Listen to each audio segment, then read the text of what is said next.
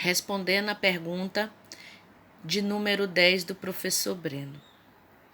É o começo, a causa primária, é onde se dá a direção do processo.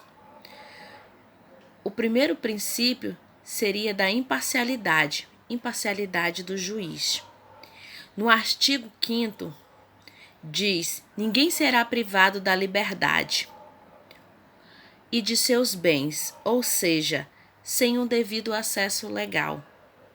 O Estado terá que ter limite no processo, no seu processo legal, poder de intervir do Estado, respeitando e garantindo na ordem processual. Se for prisão em flagrante, só se acontecer essa prisão em flagrante, senão terá que se correr o processo. Prisão temporária, o Estado tem que fazer os trâmites, todo aquele trâmite legal, todo o aspecto material, para o Estado interferir no processo legal, a contrapartida e terá uma contradefesa. Ninguém era considerado culpado ou será considerado culpado enquanto não se ouvir todos os trâmites, todo o processo de julgamento, de sentença pessoal.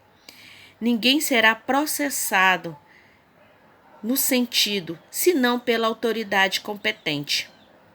Princípio do juiz material, tribunal de execução, juiz específico. Se o crime é federal, ele terá que ter um juiz federal, uma esfera, nos trâmites. Se ele for numa esfera civil, ele tem que ser julgado nessa esfera legal de sua transição, correto? Vai ser julgada na esfera que se aconteceu, os tribunais criados após o ato com competências. Exemplo, criou um tribunal para julgar um ato, criar um ato posterior.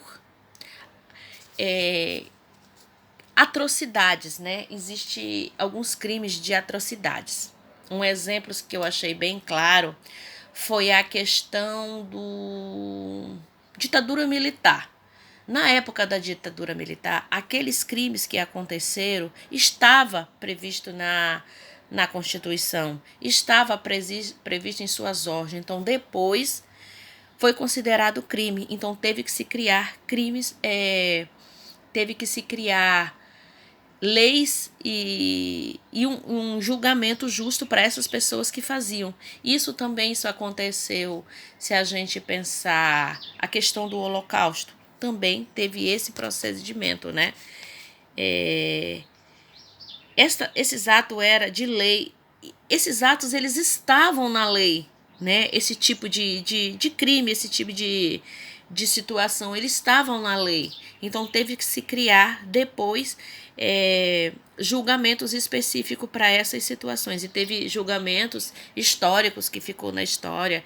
Se a gente pensar a escravidão ela estava na lei, E aí depois a gente vai ver historicamente como esses tipos de atos como é julgada essa situação. Existe comissão da verdade, principalmente na questão da ditadura militar, teve-se comissão da verdade, na época da ditadura militar, para indenizar as vítimas, no tribunal. O próprio governo, ele deu a permissão,